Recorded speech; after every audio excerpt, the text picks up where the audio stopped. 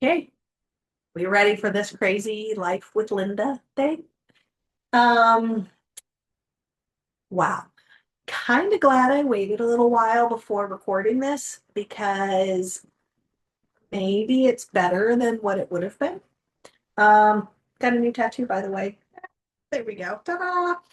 Um, I had my trip to Costa Rica, the very anticipated 10-day Costa Rican trip where we did both coasts, where I was getting to live in a jungle for a nice period of time. And I was 100% looking forward to not having to communicate with people, really take some time off. And it didn't really happen. The first part is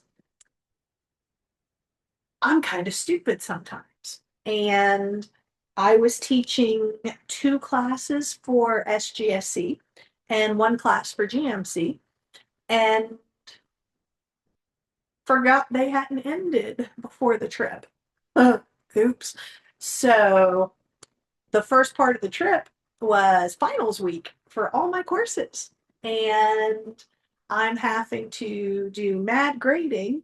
And for some reason, don't know why, for my SGSE classes, I had everything close the Thursday night at 10 p.m.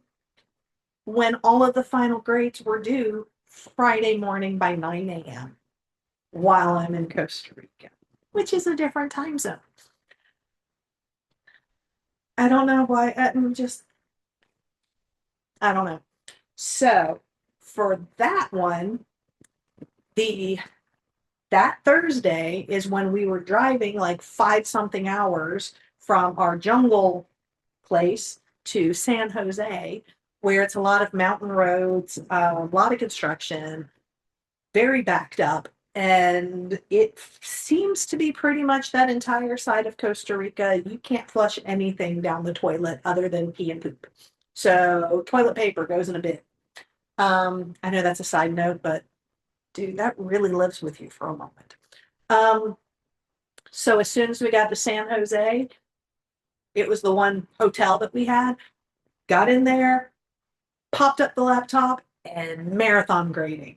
And so I could not relax until after all of the final grades were done. Um, the good news is, once the final grades were all put in, by that Thursday night, I was then finally officially on vacation. And so I would technically be on vacation when we got to the other side of Costa Rica, the Pacific side. Um, and I was like, yay, finally, I'll have a break. I wanted the break while I was in the jungle, but at least we'll have a break. Nope, my mom was in the hospital.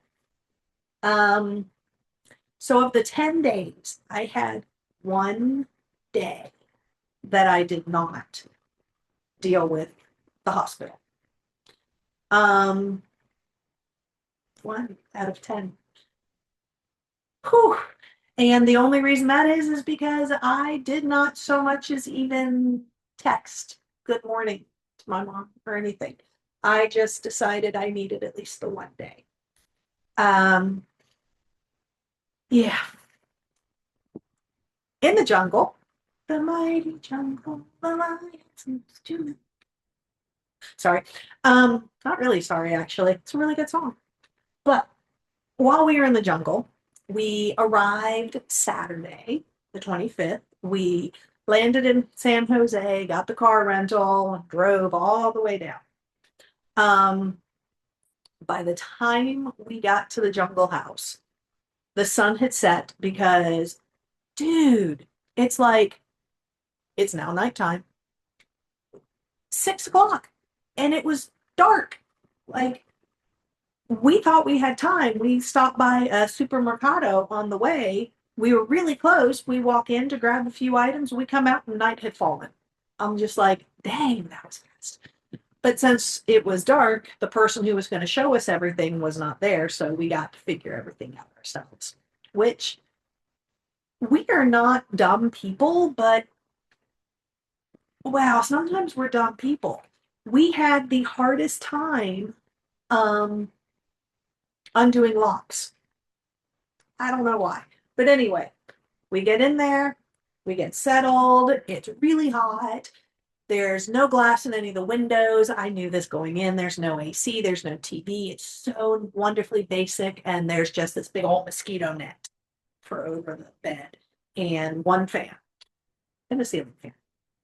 Um, Huge hammock out on the porch, balcony, whatever thing that is not indoors, but it is outdoors with a roof and plants all around. Um, Hammock strung up there. Seems beautiful. So Sunday, the very next day, I wake up. Of course, one of the first things I had purchased in the supermercado was coffee. So I get my coffee going. I have my coffee. I'm reading my book because I had brought two, and I finished both of them and most of a third, and I have that one with me. So after I get some work done, I'm going to do some more reading. But on the hammock, chilling. It's really high up, so it like took effort for me to get onto this flipping hammock. And I'm not even laying in the hammock. I'm sitting on the hammock, so I'm facing forward, and I can like easily push with my feet on the railings, and I'm just reading my book, happy as can be. And then the rope breaks. Slam down onto the thing, catch myself on this part of my elbows, and all I'm thinking is I don't want to hit my head. And apparently part of me is like, don't lose your place in the book, because death grip on that book in my little place. So I did not lose my place in the book. Um, it hurt so bad. Oh my God, so bad. And it was hard enough of a fall that I was about to say the Richter scale was triggered, but no. It woke Chris up because it was like, and tears. It's not that I was crying, it was tears were streaming down my face. And I'm just like this. And he keeps saying, are you okay? And I'm like, and I'm trying to do that stupid smile thing when you're trying to assure everybody everything's okay, but then the tears wouldn't stop pouring down my face, so it's not really reassuring. So I probably looked all kinds of a terrifying sight. Um, and then Chris asked, well, are you okay? Do you think maybe you got whiplash? And I'm like, whiplash from a fall? Yeah, I think I might have gotten whiplash from a fall. Um, for the next couple of days, headache, nausea, still hurts to move my neck. I'm little by little working it more and more, but every time I get any kind of jostle, it makes it worse. And I can like only go that far on that side. This side is a little better. This side, not so much. Um, I can't explain the pain that I've had in my neck and where the neck connects, like right here, where your shoulders and the neck all go in. All the roads are like this. And so every time we went somewhere, and so all the rides I'm doing like that, trying to hold my head because it would make it worse again. Um, then when we were finishing, the tram to take us to the airport when we returned the car rental, I swear it was like it was rear-ended. Chris says it was not rear-ended, that it was just a massive pothole, but it slammed us forward and it was like an explosion all up here. And I was very near tears. And yeah, so it is highly possible I gave myself whiplash from a hammock breaking in a jungle in Costa Rica. I'm thinking not everybody gets to say those things, but my life is never boring, right? Okay, so those were the fun parts. Um, it was really a nice trip. I did enjoy it. Individual people can ask me all about it and I'll happily discuss it. But let's get to the stressors. So we were flying out on Saturday, the 25th. The rehab my mom had been in, because if you remember, she keeps ending up in the hospital, then at the hospital, things would get worse. She's got a pulmonary embolism. They can't treat it because she can't have any kind of blood thinner, can't even have aspirin anymore. Shut down, not doing great. Valve, heart thing, internal GI bleed, blah, blah, blah, blah, blah. So then she was in rehab for a while, and insurance said she had to get out. They're like, she does not need rehab. She has to be out by the 20th. So that was a Monday, and I was booked with like appointments and stuff. And so I said, how about I take you out on Sunday? And I did. So Isabel goes with me. We get my mom out of rehab on Sunday. What's that? July 19th. And we bring her, we go to lunch, Jason's Deli, then to PetSmart, got her two new birds. No joke. She named them Pretty One and Pretty Two. I'm not kidding. Anyway, we get her birds. She's happy. We get her set back up in her apartment. We make sure everything's good. Um, Isabel and I had done a massive cleaning in the apartment. So anyway, there's that. Wednesday. That would be what, the 23rd? 22nd, January 22nd. I was trying to do that whole self-care thing. I had booked a massage ages ago, and my plan was I was supposed to go get this massage and then come home and soak in the tub and just do that whole thing. Um, yeah. So my mom had appointments for doctor's things, and Isabel was going to go over there because I asked her if she could do the visit her and make sure she's okay on Wednesday so I could take the time off. And she said, yeah. And the plan was she was going to go there sometime after 1 o'clock. And my mom texts me Wednesday morning to tell me that Isabel can come anytime today because, or why? Because I missed the bus, the MARTA mobility bus. And so she wasn't able to go to the doctor's. She said the reason she missed the bus was she had gone to the bathroom and forgot how to stand up and was stuck on the toilet. And that is why she missed the bus. And then sent me another text of, oh, well, I'm going back to sleep. My take for this is, huh? And then also thinking I'm going back to sleep meant she's gone to bed, right? Well, we still don't know. Like legit, still do not know because Chris works at home, Pax was at work, and I asked Isabel, do you want me to just drop you off? We're not going to tell her I'm here because I just want to go take a bath. So after the massage, I get Isabel and I bring her over to my mom. Isabel's getting nervous. I don't blame her. It was a crap move of me to just drop her off and not check on things, but it is what it is. And I told her I would wait there to make sure that, basically grandma's not dead, make sure she's able to get in and all. And Isabel texts me, she's here. And I'm like, okay, I'm off. And I drive home. Well, turns out she's still stuck on the toilet.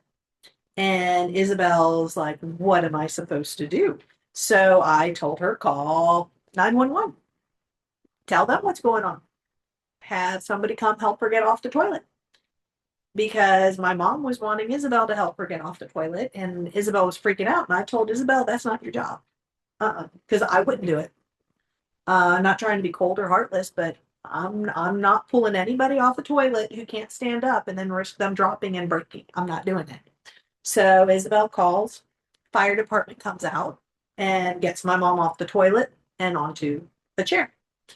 And she's refusing to go anywhere, like to the hospital or anything. She won't go. And the fire department can't force it. So Isabel's trying to do things, made sure she ate. We think she was on there the whole night because the birds had not been uncovered and she had not eaten. But when you ask my mom, the story changes. Sometimes she says that she was on there all night long, and then in the very next breath will tell you that she wasn't. And she remembered going back to bed. But then if you ask her, then you got stuck on the toilet a second time. And she's like, no, no, it was just the one. Wait, I'm not sure. I don't remember. And so we don't know. And in the text, she told me I forgot how to stand up. But then later, she's just saying she couldn't stand up. So we really don't know. Isabel's texting me. I think I finally got into the bath like 3 hours later or something. But I'm checking in, and Isabel says that she does not feel comfortable leaving my mom there by herself because, and I quote, I've been watching her try to stand up out of this chair for 20 minutes and she can't do it. So I called my mom and told her that Isabel was going to call an ambulance and she had to go to the hospital. And I was like, but I don't want to go. And I said, I understand that you don't want to go. I do. I understand. But if you can't stand up, you can't stay in there by yourself. And she says, it's like my right side doesn't want to work. And I'm like, again, another reason you have to go to the hospital. So I said, at least this time, Isabel can gather things for her to have everything she needs already there. So Isabel's running around gathering everything. Um, Chris was going to pick up Isabel and waited until they loaded my mom up into the ambulance and then brought Isabel home. Isabel's a bit traumatized from this whole thing and doesn't want to go over there by herself. And today I finally told my mom that because that was just a lot. And of course, my mom's like, oh, I never even thought about that. And I'm like, yeah. So um, Thursday, I go to the hospital. This is what, the 23rd. So Thursday, I go to the hospital to check up on her, talk to them at the hospital, and let them know on the 25th, I'm going to be out of the country. I have now started a group text of my Uncle Ronnie and my sister, letting them know what's going on and telling them I am about to be out of the country and I need them to please step up and take care of things while I'm gone because I am going to not be in this country. I told them I need help. I told them that this is a lot and it's too much for me and Isabel to shoulder anymore. We need help. I did all of the please help, we need help, it's too much, everything. I said it all. I told the hospital, I'm going to be out of the country. I even showed pictures of the jungle part where I was going to be. And I gave them their numbers. My Uncle Ronnie replied a couple of times. My sister, not at all. So Friday, I'm talking to my mom and told her that, I made this text, but I have no idea if my sister is seeing anything from it because for all I know, she has me blocked. Yeah, she had me blocked. My mom confirmed it. She said, but she's unblocked you for now. I'm like, ooh, so special. Saturday was travel day, and I was still getting messages. Sunday, kerbam, hurt myself, still getting messages. Nobody's wanting to help. I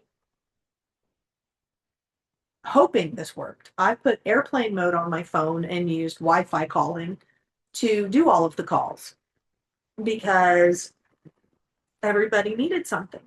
And my sister will just do basically a Google search and then try to sound like she's knows everything about it without knowing any context and without asking for any context. I legit said everything I knew and then would still be told a repeat of what I already said. But then later she's saying that she doesn't know anything about it. And yeah, anyway. And my uncle just says things like, oh, you're doing a good job. So the hospital keeps trying to contact me. So the doctors, because they need to fill me in on things, the hospital, because they're saying my mom needs around the clock care. Then the hospital case manager, caseworker, case person, Mrs. King. Um, I give her a call back over 20 minutes. And she's telling me about how somebody needs to come discharge my mom, pick her up from the hospital, and then stay with her because she needs to have either caregivers that do 12-hour shifts so she's never left alone, or a family member needs to live with her. And I told her we don't have anybody who can live with her. And I am in Costa Rica. I cannot pick her up. And she said something about if anyone takes her and just leaves her at home without the care, that would be elder neglect and blah, blah, blah. And I was feeling insanely pressured by her. But the more I talked to her and told her all the different things I've been doing, including the spending my entire savings in 2024 for housing for my mom, and that I still do everything I can and mostly buy her food and do her cell phone and run her around, and I'm there every week as often as I can be, considering I don't work in the same area. And I'm just like bleh, saying everything I've been doing. And she's like, the therapist in me says, you seem very overwhelmed. And I'm like, yes. I'm like, it's literally been on my shoulders and my shoulders only for years. And I'm tired and I need help. And I keep asking people for help and nobody is helping. So the poor lady decides she's going to try to help. Um, oh, yeah, because the whole thing, they were like, the hospital really wanted her out of the hospital, but said she couldn't be alone. But then insurance wouldn't let her go to rehab because I said, can insurance just send her to rehab until I get home and we can figure out what to do? We just need time. And I finally told the caseworker, maybe my sister could get in a flipping car and go get her. Like, my sister is 6 hours away by car. I'm in Costa Rica. I'm, a 5 hour drive just to get to an airport. Um, So Mrs. King, I think, was going to try. She's like, I have an idea. Hold on. Had I known what she was going to do, I totally would have warned her. She decides to do a three-way call, and she calls my sister and patches her in. This is the first time I've heard my sister's voice in a decade. And it's like, Mrs. King, hello, Miss Alligood. I have your sister Lynda on the line here. I'm calling so we can all be on the same page about the care for your mother. And my sister's like, good, because my husband, Brian, the attorney, is also on the line and he has a few things to say. It's not going to go well. That is literally the only thing my sister said the whole time. And then my brother-in-law is on there educating this lady on everything, you know. And then there's this law, and I need to tell you, blah, blah, blah. And you threatened my wife about elder abuse, and you accused her of blah, blah, blah. And I went on and on and on and on. And dude, I was feeling so bad for Mrs. King. And it's just, wow, it got bad. And once I realized how bad it was getting, I took one earbud out, gave it to Chris so he could be witness. It got rather verbally abusive by my brother-in-law, where you can tell he was just doing that bully thing with words. And I applaud Miss King because she was responding at first, like reacting, and then she got herself together and said the purpose of this call was in order to put both daughters on on the same level so everybody understood, everyone knew what the options were, what needed to be done. And clearly this call was not going anywhere productive and she was ending the call and click. During the call, he made it crystal clear, said that they do not have any obligation to help with my mom at all. No physical or financial or emotional obligation. And right, fine.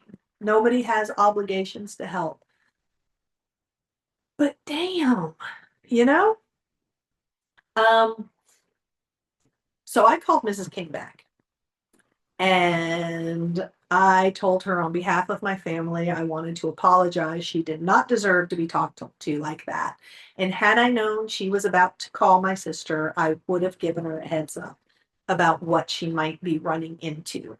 And I told her she did a very good job holding her own, and that I think, you know, basically she didn't deserve that. And I thought she did a good job. And that was the last day she was on the case for my mom. And before that call, she was trying to help set me up with possible care. But she's no longer on the case, which I found out when I tried to call her the next day, got her in a meeting, and she told me she was no longer on the case. So then it was continuous doctor's things, and my sister thinking she knew what was happening and then arguing the wrong stuff because I kept talking about trying to get her into rehab. And my sister kept saying the hospital has to fight to put her in rehab, when in reality, it was the insurance that was saying no. Hospital was good to go. The hospital even did the appeal and did the peer to peer, the doctor to doctor, peer to peer thingy or whatever. The hospital was trying hard. It was the insurance that kept saying no. And my sister sent some giant text to my uncle and myself saying that she and Brian were consulting an elderly attorney in order to figure out what to do. And they're trying to get the appointment as soon as possible. And they should have the appointment before Monday. That never happened, like at all. Instead, on that Monday, I spoke to the that day case worker who was letting me know that my mom needed to be picked up from the hospital. And I told him again, I am still in Costa Rica. I fly back on the 4th, was it? It was Tuesday. So I was talking to him the day before I was flying back. And that the big issue had been that the hospital was saying she had to have somebody with her. And he said that he was trying to find out about that because now they're not even saying that. It's just she's got to go.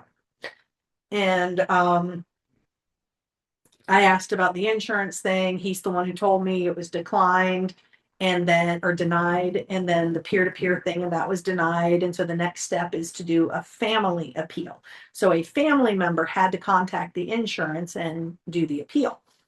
So I sent that text to Ronnie and my sister and said, since you guys are in the States and both of you are family, can one of you please do the family appeal? Nope. My sister sent a huge long thing about how basically I should just do it when I get back. You know, because she and Brian have extremely demanding jobs. No, he's retired, just so you know. Um,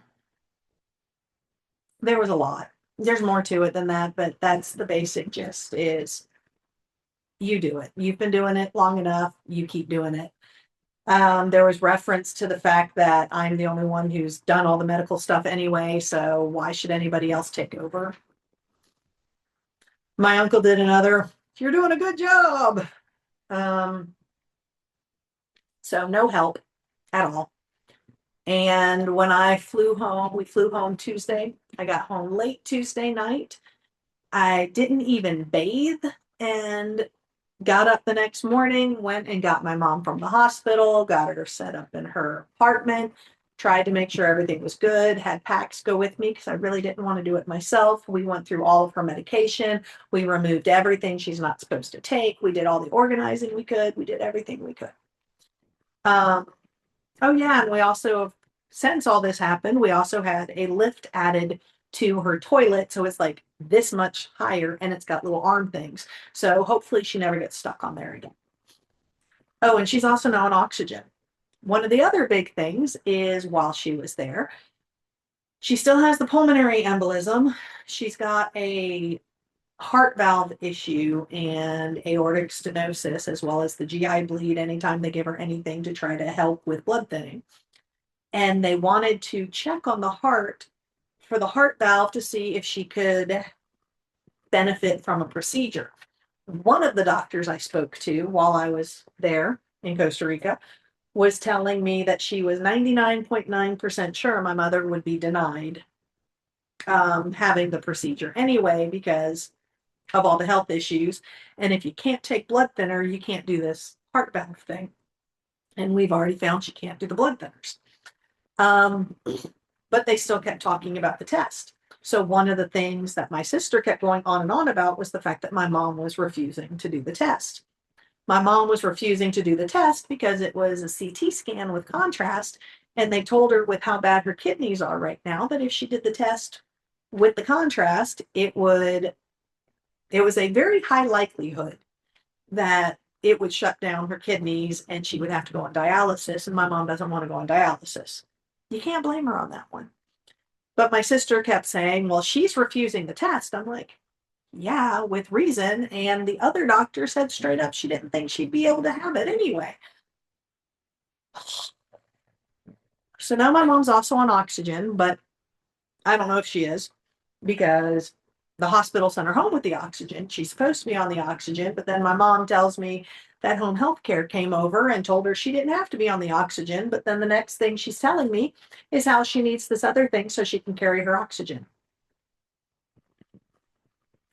So I don't know. I don't know.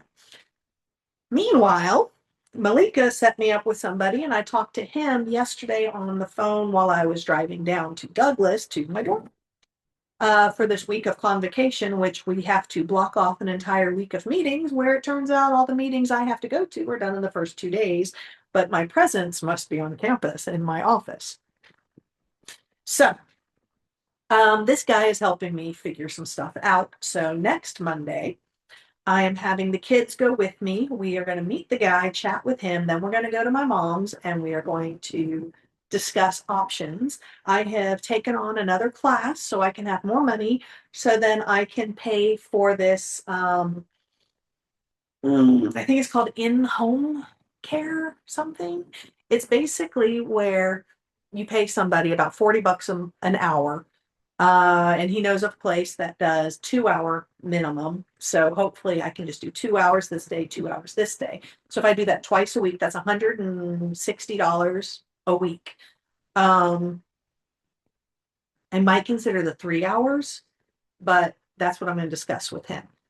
I want to do that so I have somebody going to her house twice a week, every single week, so she always knows the person's coming. That person can help her with some basics. And that can take the weight off of mine and Isabel's shoulders. It's just I had to figure out a way to fund it. So teaching more. But yeah, so there you go. That is the life with Lynda for now. I'm sure there's more, but I think that's enough for now. And I just found out today that I'm going to be teaching another class that, like, literally the one I just said yes, so I can pay for the care for my mom. And I need to get that set up because that class started today. And so I have some catch up to do. So I guess that's it. And yeah, all right, peace.